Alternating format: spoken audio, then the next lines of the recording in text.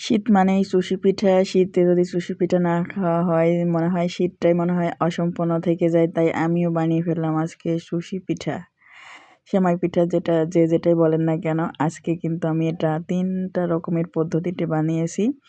আপনারা সবাই দেখতে থাকুন। আসসালামু আলাইকুম গাইস, কে কোথা থেকে দেখছেন, কেমন আছেন? আশা করি সবাই ভালো আছেন। আলহামদুলিল্লাহ আমিও ভালো আছি। এই যে দেখুন আজকে বানিয়ে ফেললাম অনেকগুলো চুষি পিঠা। আর এই পিঠাগুলো আমি বানানোর জন্য আমি কিন্তু 3 রকমের পদ্ধতি এখানে দেখিয়েছি। দেখেন, আমি অনেকের দেখেছি যে এইটা দিয়ে বানাই, এই যে এই ভাজি কাটা মেশিন, তারপরে এই যে আরেকটা এই যে রাইস কুকারে ঢাকনা আমি সিদ্ধ করে নিয়েছি। এগুলো দিয়ে সবগুলো দিয়ে আমি আজকে ট্রাই করব, ঠিক আছে? ট্রাই করে আপনাদের দেখাবো কোনটা বেশি ভালো হয়। আর এর জন্য এই যে আমি আটাটা কিন্তু একটা ডো করে রেখে দিয়েছিলাম। এই যে আমি এটা দিয়ে আজকে সবগুলো ট্রাই করবো, আর দেখতে থাকবেন যে আসলে এখনও যারা ট্রাই করেন নাই এগুলো দিয়ে যে কোনটা আসলে ভালো হয়। আমি প্রথমে এই যে ভাজি কাটা মেশিন নিয়েছি, এটাই আমি দেখেছি যে অনেকে এটা নাই। এই যে দেখুন আমি বানাচ্ছি, দেখুন এখানে কিন্তু অনেক চাপ দেওয়া লাগছে, কিন্তু কোনোভাবেই এটা কিন্তু হচ্ছে না। এই দেখুন, আর ভিতরেও কীরকম হয়েছে আমি দেখাই।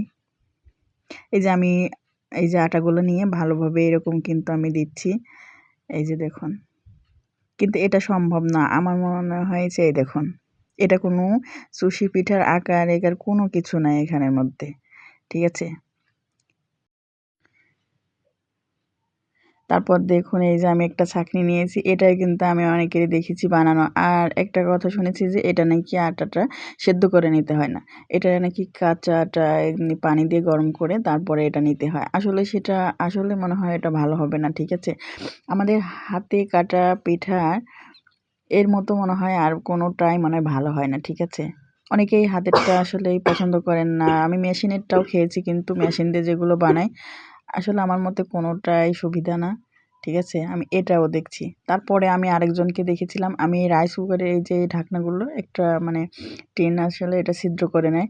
তো আমি রাইস কুকারের ঢাকনা দিয়েও এরকম ট্রাই করেছি যে কোনটা সহজে হয়। আমি 3টা আইটেমে কিন্তু আপনাদের দেখাচ্ছি। আসলে কোনো মতে এটা সম্ভব না। দেখেন, এটা দিয়ে কোনো সুশি পিঠা হবে না। অবশেষে কিন্তু এই দেখেন, আমি দেখতে পাচ্ছেন কোনো কিছু এটা দিয়ে হয় না। অবশেষে কিন্তু আমি হাত দিয়েই বানিয়ে ফেললাম, কারণ আমার মতে কোনো কিছু হলো না। এই দেখেন, আমি হাত দিয়ে কিন্তু অনেক সুন্দর করে এই যে এরকম করে নিয়েছি। আর হাতের স্পর্শে কিন্তু আমাদের রান্নাটা অনেক সুন্দর হয় আসলে। হাতেরও কিন্তু একটা স্বাদ আছে। আমরা যখন হাত মাখায় কোনো কিছু রান্না করি, আমাদের সেই হাতের স্পর্শই কিন্তু অনেকটা টেস্ট বেড়ে যায় খাবারের। আর এখন তো আমরা অনেকেই হাত লাগাই না, তারপরে কাজের লোক দিয়ে রান্না করি। আসলে হাতের স্পর্শই কিন্তু, হাতের রান্নাটা খেয়েই কিন্তু মানুষের অনেক পারস্পরিক মহব্বত বাড়ে, ঠিক আছে? আর হাত ছাড়া হাতের খাবারটা আসলে অনেক ভালো হয়। এই দেখুন আমি হাত দিয়েই কিন্তু অনেকগুলো বানিয়ে ফেলেছি।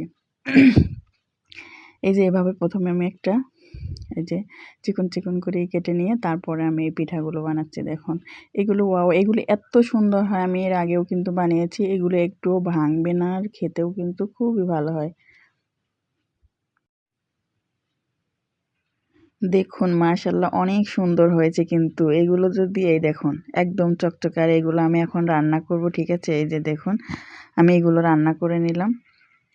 আর এগুলো এই যে আমি দুধ দিয়েছি, আমি কিন্তু দুধ খালি দুধের দিয়ে আজকে রান্না করব। দুধ দিয়েছি এখানে, কিছু মশলা দিয়েছি, কিশমিশ দিয়েছি, আর খেজুর পাটালি চিনি আমি কিন্তু 2টা একসাথে মিক্সড করে দিয়েছি। এটার জন্য আসলে অনেক ভালো লাগে, টেস্টটাও বেড়ে যায়।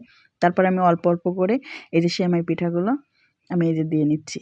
সেমাই পিঠা, সুশি পিঠা যেটাই বলেন, এই যে আমি আলতো করে দিয়ে নিচ্ছি। আর এই যে দেখুন আমি রাতে, অনেক রাত হয়ে গেছিলো, দেখাতে পারছিলাম না। এই হচ্ছে আমাদের সকালের ফাইনাল লুক। সকালে দেখুন এই যে এইরকম হয়েছে, আর এটা কিন্তু শীতের সকালে একদম জমে যাবে, ঠিক আছে? আর দেখুন এটা কিন্তু বেশি ঘনও হয়নি, আবার বেশি যে পাতলা হবে সেটাও না, একদম মখমল টাইপের হয়েছে। আর দেখুন মাশাআল্লাহ অনেক সুন্দর হয়েছে। আর অবশ্যই এটা ট্রাই করবেন। আর কোনো যন্ত্রপাতি নয়, হাত দিয়েই কিন্তু আমাদের অনেকটা ভালো হয়। আমি এটা বানিয়ে ফেললাম শুধুমাত্র হাত দিয়ে। আর পুরা ভিডিও দেখার জন্য সবাইকে ধন্যবাদ। সবাই ভালো থাকবেন। আল্লাহ হাফেজ।